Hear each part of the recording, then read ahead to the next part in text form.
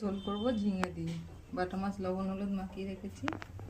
মশলা দেবো কাঁচা পাকা লঙ্কা আদা আর অল্প একটু জিরে, এটা বেটে দেবো। মাছগুলো ভেজে নেব। শুকনো লঙ্কা দিলাম, একটু কালো জিরে করে দিলাম, আদা লঙ্কা একটু জল দিয়ে লবণ দিলাম, হলুদ দিলাম,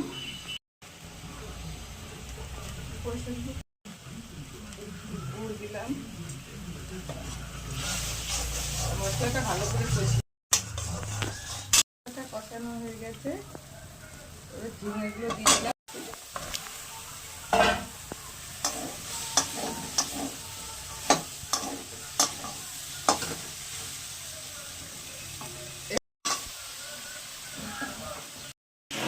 গরম জল করে রেখেছিলাম, একটু দিয়ে দিলাম।